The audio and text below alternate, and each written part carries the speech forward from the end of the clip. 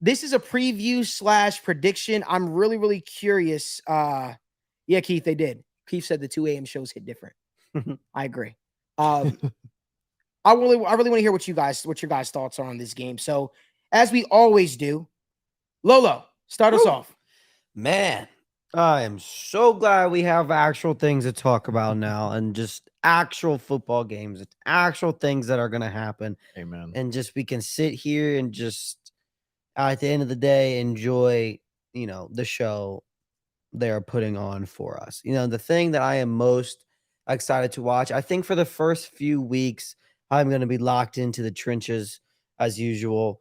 I'm super interested to see how this offensive line gels and just how they play in general. Jonah Williams on the right side. We have Orlando Brown Jr. That still doesn't even feel real to me. Is Cordell Volson going to take a step? There's so many things on the offensive line side of the ball that I think everybody is rightfully so excited about. We just haven't. How important is this offensive line? What do we do differently now that we have an offensive line we can trust? How does that affect everything? The run game, the pass game, the style of passing, the style of runs. There's so many different elements that having a good offensive line can have. And I'm just interested to see where it goes. And then even if you flip it onto the defensive side, I'm super interested to see. Obviously, we know how good Trey Hendrickson is. We know how good DJ Reader is. But everybody outside of that has some things to prove. Is Sam Hubbard going to continue to be a good edge rusher that rushing the passer all of a sudden? Is Joseph Tsai going to, kind of take that step? Is he going to play? Is Miles Murphy going to play? Then we have Zach Carter, who we always talk about as well. Cam Sample, who took some steps as well. There's just so many things that we need to figure out on. I think we obviously are all excited for the offensive side of the ball, but the defensive side of the ball in the trenches is just as important. There's just as many questions, and there's a lot of upside in both. I'm just kind of interested to see how it plays out, who kind of comes shining through, and just, who's ready to play some football. Before I kick it over to Evan, right? I do want to make mention of something that I almost forgot. Make sure you guys stay plugged into First Star Logistics Twitter, because every single week the Bengals have a game, there will be a giveaway that First Star Logistics will be doing. This week's giveaway to kick off the season is a signed Jamar Chase helmet. All you got to do, and I've already retweeted it, I'll quote tweet it again, is simply follow the steps by clicking the link on the giveaway side of things. That keeps you up to date and, enters you into for a chance to win these potential giveaways. It could be tickets, it could be merch, who knows? But do yourselves a favor. Make sure you're following First Star Logistics and you're keeping up with all the giveaways for this upcoming football season, because they got some really, really cool stuff planned. Evan, I'll let you. Yeah. Man, I am excited about a lot of things. Obviously, Charlie Jones, Andre Yoshivas, Chase Brown, Chris Evans. You're excited for a fourth string receiver? Why? I'm joking. I'm kidding. There's exciting things about that, right? But well, you know like me. Him. You know where I'm going to be looking. It's the secondary. I love my secondary guys, man. And they went and got a guy in the second round that I know we all loved in DJ Turner. Very interested to see how Dax Hill looks after being the first round pick, getting a year behind Jesse Bates, really having time to develop and digest. I'm looking for that safety room to demonstrate that there's not going to be a fall off between Jesse Bates and Von Bell to Nick Scott, Dax Hill, Jordan Battle, etc. Definitely going to be looking at the D-line rotation. Like Logan said, they've got a lot of talent, and I'm interested to see who kind of carves their own path to playing time, because I think there's a lot of available playing time behind Sam Hubbard, behind Trey Hendrickson, both on run and pass downs.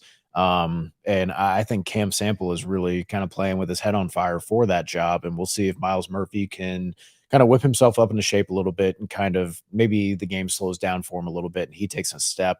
But I'm definitely going to be looking hard at that defense and seeing, we know the offensive engine can go as long as Joe Burrow is there, Jamar Chase is there, T. Higgins is there. I want to see, is this defense going to be able to have the back of the offense like it has the last 2 years? I'm going to be honest with you. This game is a game that I'm never excited for.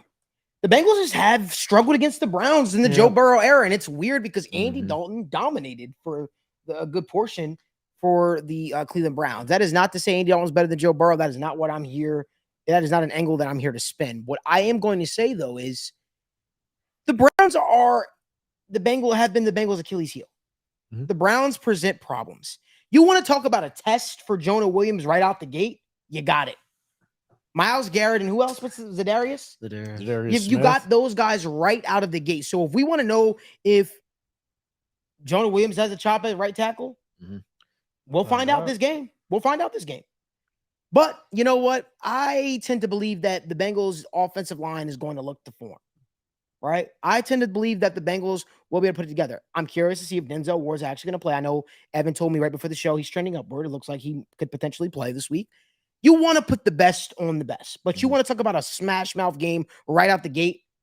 We don't even get a chance to grab our popcorn, right? As I always say before the show, grab your popcorn because it's going to be a damn show. But we don't get a chance to even grab our popcorn because right off the gate, you have an AFC North matchup. You have a divisional matchup, and it has high stakes on it. It's away. So, and it's the Battle of Ohio. How bigger can the stakes get?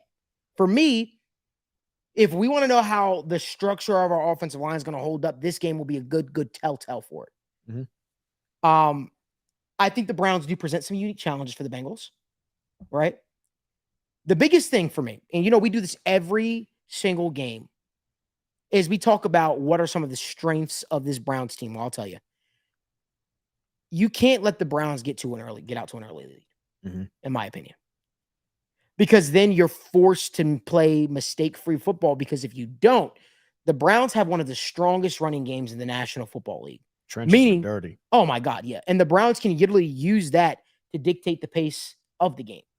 And especially for a team like the Cincinnati Bengals with a high-powered offense, how do you beat them? You keep the offense off the football field.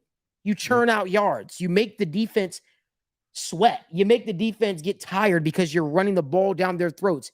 You run halfback dives. You run stretch plays. You see if the Bengals' lateral movement on defense is truly up to par. This is the game to test the Bengals. It is.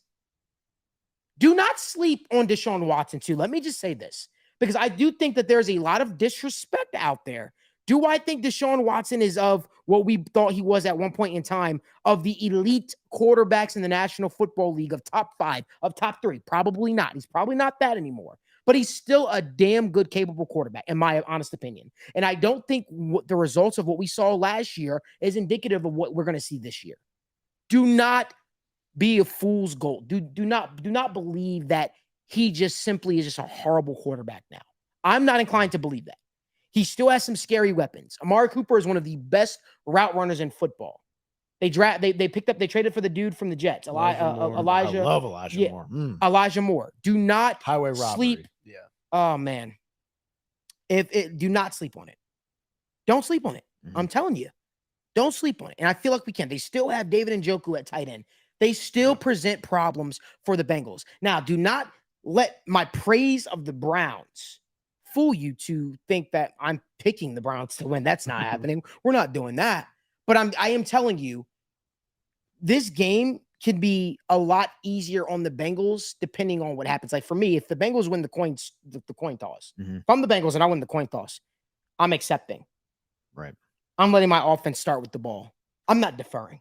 I'm just not. Set the tone. I want to set the tone. I want the Browns to play from behind because I have that much faith in my quarterback. I have that much faith in my offense. That's what I would do.